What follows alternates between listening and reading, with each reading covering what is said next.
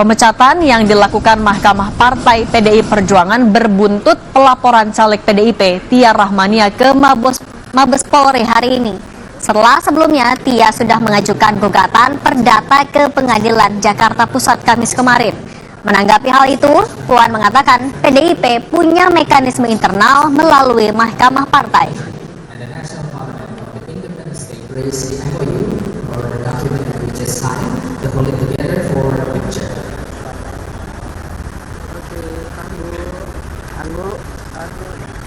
Untuk yang pertama, partai politik mempunyai mekanisme internal melalui Mahkamah Partai. Bagaimana kronologis penjelasannya silakan tanya ke DPP Partai PDI Perjuangan terkait dengan tadi yang ditanyakan. Sebelumnya, pada Kamis kemarin, Tia Rahmania sudah mendaftarkan gugatan perdata ke Pengadilan Negeri Jakarta Pusat. Langkah Tia ini diambil merujuk pada Undang-Undang Partai Politik yang mengatur apabila perselisihan tidak tercapai di Mahkamah Partai, maka penyelesaian perselisihan dilakukan melalui Pengadilan Negeri. Pihak Pengadilan Negeri Jakarta Pusat mengatakan sidang perdana akan digelar 10 Oktober.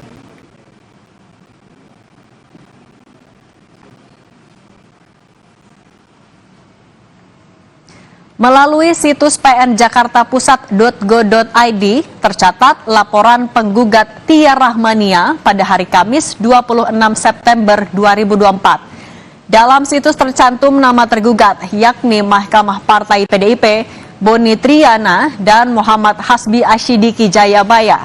Selain itu, sebagai pihak yang turut tergugat yakni DPP PDIP, KPU RI, dan Bawaslu Provinsi Banten.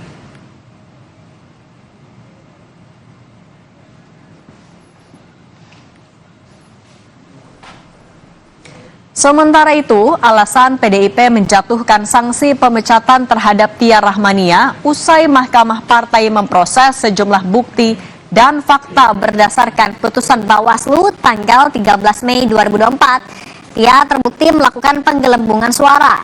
PDI Perjuangan memastikan pemecatan Tia sebagai kader partai dan pembatalan sebagai anggota DPR Dapil Banten 1 bukan karena kritiknya pada KPK di Lemhanas Rabu lalu.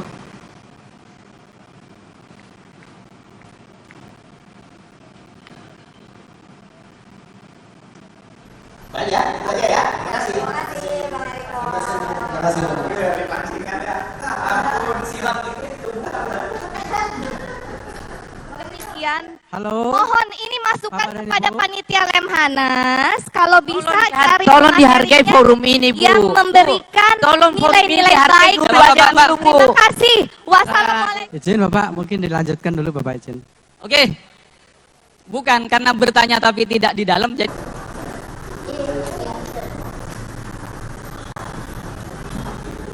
Baik ya, aja ya. Terima kasih. Terima kasih, Bang Eriko. Terima kasih.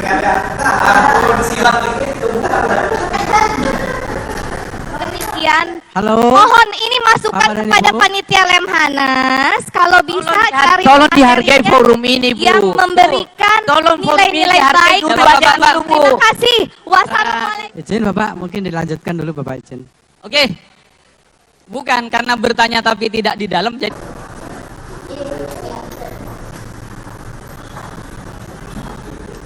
Baik ya, aja ya. Terima kasih. Terima kasih, Bang Eriko. Berdasarkan fakta dan saksi dan alat bukti yang lainnya, kami memutuskan dari Mahkamah Partai bahwa telah terjadi penggelembungan suara dan berdasarkan aturan internal kami, anggaran dasar kami, bahwa ini adalah pelanggaran kode etik dan pelanggaran terhadap disiplin partai.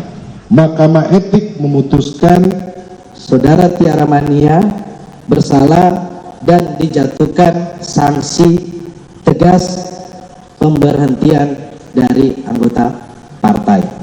Bahwa ini kami sampaikan bahwa untuk meluruskan informasi yang beredar di luar, bukan karena apa yang dilakukan Saudara Tia kemarin di dalam acara Lemhanas, kemudian partai memecat Saudara Tia Rahmania ini tidak benar. Dan untuk mengetahui perkembangan soal laporan mantan caleg PDIP Tia Rahmania di Mabes Polri, sudah ada jurnalis Kompas TV Dian Silitonga. Dian, pelaporan Tia hari ini ditujukan untuk siapa dan apa materi gugatan dari Tia? Ya, Cindy, sebenarnya rencananya laporan polisi hari ini akan ditujukan kepada caleg PDI Perjuangan lainnya, yakni Boni Triana dan juga Muhammad Hasbi Asyidiki Jayabaya.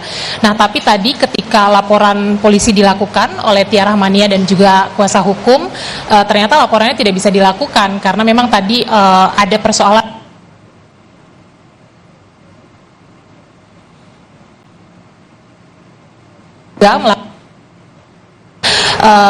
saat pemecatan Tia Rahmania dari Partai PDI Perjuangan.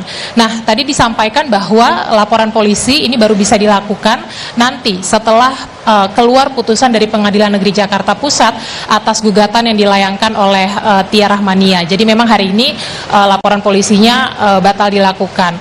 Tadi disampaikan bahwa laporan ini tujuannya adalah untuk melaporkan dua orang tadi yang sudah saya sebutkan atas dugaan pemberian keterangan palsu di Mahkamah Partai.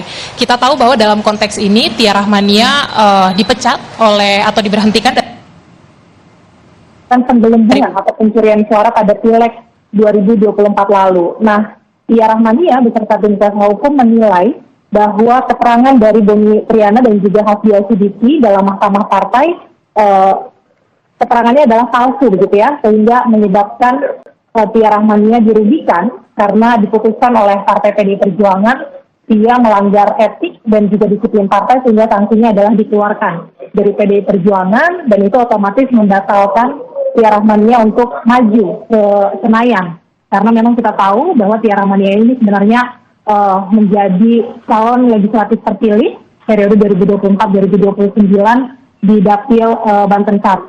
Kalau kita ikuti kasus ini, Cindy juga sempat ada dugaan bahwa pemecatan Tia Rahmania dari PDI Perjuangan ini juga berkaitan dengan aksi dari Tia ketika mengkritik Wakil Ketua KPK Nurul Gufron di salah satu forum yang diadakan di Lemhanas. Waktu itu Tia mengkritik Nurul Gufron yang memberikan materi soal integritas di hadapan calon anggota legislatif. Nah, kita tahu juga bahwa PDI Perjuangan mengklaim bahwa ini tidak ada kaitannya dengan aksi kritik yang dilakukan oleh Tia Rahmania terhadap Wakil Ketua KPK, tetapi ini murni karena masalah internal di partai politik.